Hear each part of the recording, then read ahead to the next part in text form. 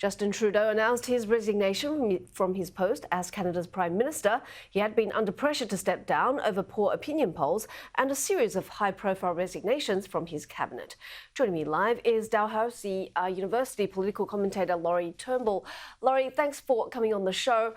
So obviously the question now is who's going to lead the Liberal Party going forward? You know, names like Mark Carney, Chrystia Freeland and others are coming forward. Your thoughts?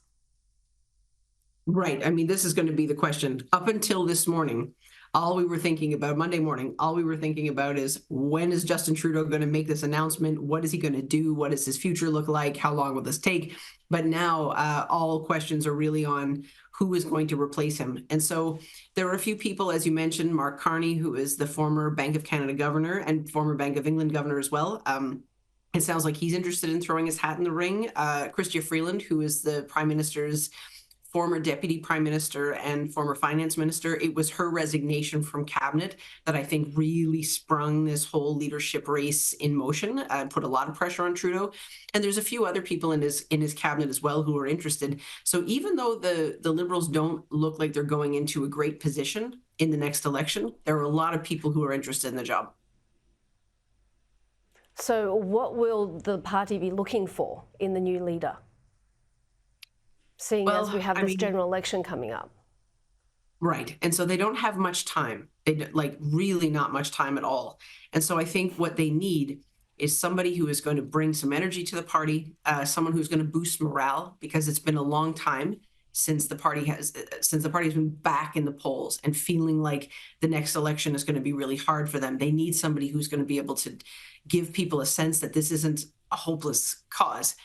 But also, I mean, they need somebody who can launch a serious challenge to Pierre Poilievre and the Conservatives, because that is what Justin Trudeau, I think, really wanted to do. He wanted to go and have this fight with Pierre Poilievre. He wanted to go and have this contrasting vision, this contrasting narrative for the country and put that fight up. And what I think the two see as good versus evil kind of thing, like it was shaping up to that kind of a race. And now that won't happen between these two people.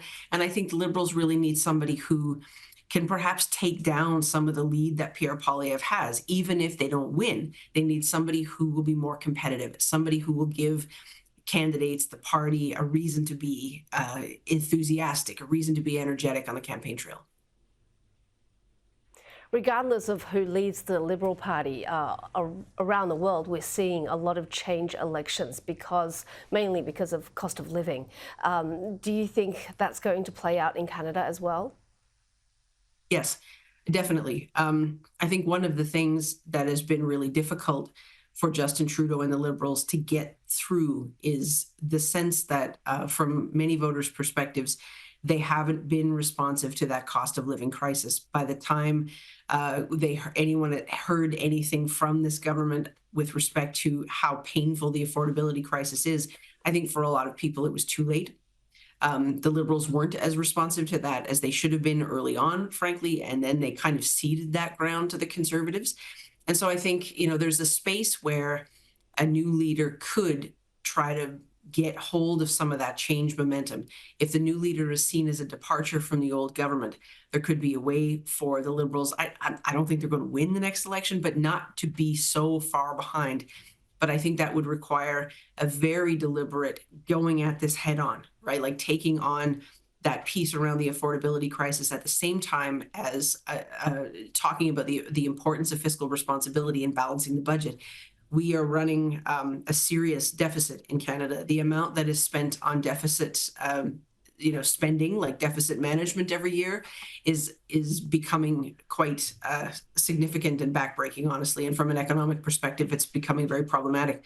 And so I think a lot of people would want to see somebody who's prepared to take that on as well and get that right and get that sorted out. So is Canada moving to a more Trump and more right-wing direction?